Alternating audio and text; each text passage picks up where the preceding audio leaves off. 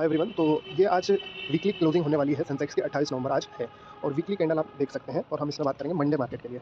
तो देखो इसने क्या करा, वीकली जो कैंडल है उसकी क्लोजिंग अच्छी दी है। इसमें नीचे से बायर्स का प्रेशर भी आपको दिख रहा है और ऑल टाइम हाई के आसपास हम क्लोज हो रहे हैं, ठीक है। अब बट वन डे का जो चार्ट है वो बिल्कुल भी वैसा नहीं है जैसा ये बनी हुई है। वन डे के टाइम फ्रेम पे यहाँ पे आपको एक इनसाइड कैंडल देखने को मिलेगी। पहली कैंडल तो ये जो डोजी बनी है इसको हमने प्रेडिक्ट किया था कि ये डोजी ही बनेगी, ठीक है। एक्जैक्टली बाजार ने वो किया और आज भी बाजार कुछ नहीं करेगा।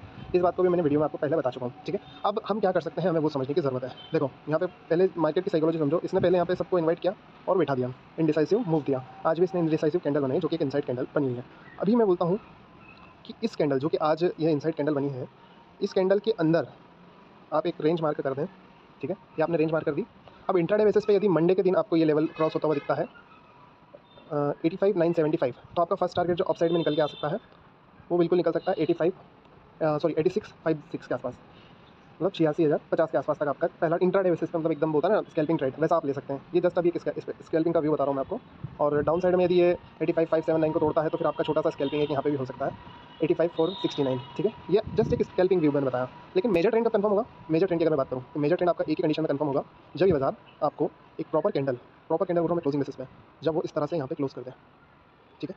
इस तरह से यहाँ पे कैंडल क्लोजिंग होगी, तभी यहाँ पे फर्दर अपसाइड का मोमेंटम और डायरेक्शनल मोमेंटम की हम बात कर सकते हैं। मैं लिटरली बोल रहा हूँ, डायरेक्शनल मोमेंटम और फर्दर अपसाइड मोमेंटम तभी यहाँ पे आ सकता है जब क्लोजिंग बेसिस पे इन दोनों के हाइस के ऊपर क्लोज हो जाए, और बड़ा डाउनवर्ड मोमेंटम तब आ सकता है जब इन दोनों के लोज के नीचे क्लोज हो जाए, ठीक है।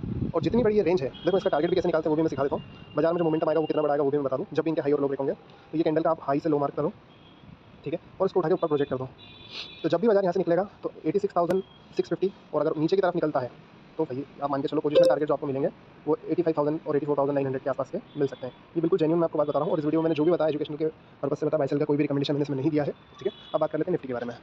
देखो निफ्टी का भी जो कैंडल है वीकली वो बुलिश है, और अगर हम डेली की बात करें तो उसने भी एक इनसाइड डोजी कैंडल बनाया है, ठीक है। आप हर एक इंडेक्स पे जाकर सेम चीज़ एप्लीकेबल कर सकते हो और ये एक्यूरेटली वैसा ही वर्क करेगी जैसा ये इनसाइड कैंडल के ब्रेकआउट पे होता है। और ब्रेकआउट का मतलब मेरा वैसा नहीं है कि ऊपर निकला तो बाय कर लिया। मैं भाई क्लोजिंग बेसिस पे बात कर रहा हूँ, डेली टाइम फ्रेम हम देख रहे हैं तो डेली टाइम फ्रेम के हिसाब से ही मैं बात कर रहा हूँ। और आपका जो इसके प्रोजेक्टेड टारगेट रहेंगे, ठीक है, निफ्टी के, आप यहाँ से इस पूरी रेंज को मार्क करें और इसको उठा के ऊपर रख दें, ठीक है। जब भी रेंज क्लोज होगी इसके ऊपर टूटेगा तो ये आपको 26,500 का टारगेट दिखा सकता है निफ्टी। और अगर नीचे टूटता है, टूटना मतलब इंट्राडे पे नहीं जाके, मैं क्लोजिंग की बात कर रहा हूँ, अगेन मैं रिपीट कर रहा हूँ, ठीक है। अगर नीचे टूटता है तो वापस से फिर आप 26,000 के आसपास या 25,950 के आसपास आ जाएंगे, ठीक है। तो ये दो टारगेट्स आप प्ले कर सकते हैं इसमें, जो कि एकदम क्लियरली दिख रहे हैं, और डेली क्लोजिंग बेसिस पे ये सब पॉसिबल होगा।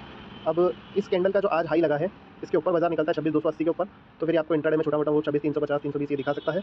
और डाउन साइड में अगर ये नीचे तोड़ता है 26,170 को, तो फिर एक छोटा मोटा डाउनवर्ड मोमेंटम ये आपको 26,140, 26,120, 26,000 यहाँ तक या 26,080 इन तक दिखा सकता है। और अब बात अगर मैं कर लूँ क्लोजिंग बेसिस पे, कि अगर क्लोजिंग बेसिस पर डेली कैंडल क्लोज हो जाती है तो बड़ा मोमेंटम कैसे मिलेगा, वो ऐसे मिलेगा कि एक पूरी कैंडल क्लोज होने देना यहाँ पे, ठीक है।